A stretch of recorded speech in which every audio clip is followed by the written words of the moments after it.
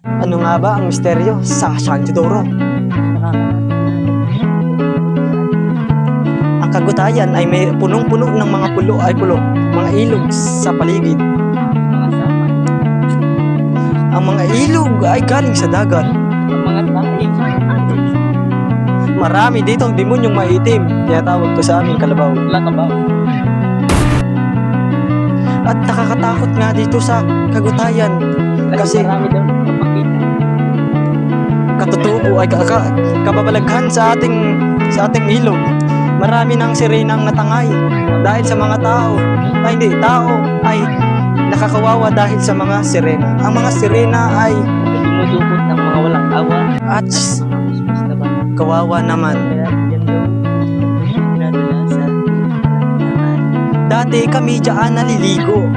Pero ngayon nalaman na namin ang katotohanan. Natakot na kami. Hindi na kami tuluyang pangkasuyan. Nung first time namin makakita ng rasmang nalutang, ay kami ay nagsilikas agad sa lupa upang kami ay hindi madikitan ng mga rasmang makalat. Para matis. Umaagos ang mga tubig, ang mga bato'y natatapakan. Pero hindi kami natigilan sa pagtingin sa rasmang madilaw. Ang dilaw na rasma na yun, Ilaw na rasmang problema. Ang rasma ay problema. Pag nakikita, naalala ko yung ako'y kumakain. Naisip ko si rasma. kaya Hindi ako makapagtiis. Ang aking pinggan ay iniwanan ko na punong-puno ng kanin. ako naman.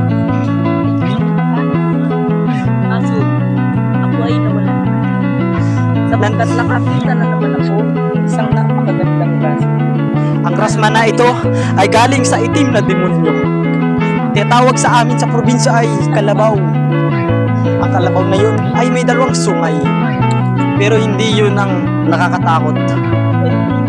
Yun ang nilalabas nila.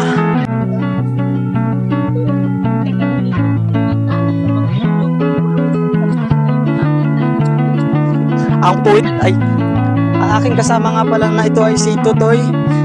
Ako nga po pala si... Basta. Ako ay taga rito rin lamang at ako nagsasabing katotohanan ay hindi pawang gawa-gawa lamang. At mga katotohanan. Mabuti kami at hindi kami dapat maging sama. Naglalahad kami ng mga katotohanan at peking. Lagi kaming humaharap para hindi matalikuran. Kami ay nandito kasi Wala kaming magawa at kami ay naglalakad na lang at nagsasabi ng katotohanan. Ang ilog sa Kagutayan at ang rasma ay naamoy. Ang amoy ng rasma ay hindi natin dapat sukuan. May pag-asa pa.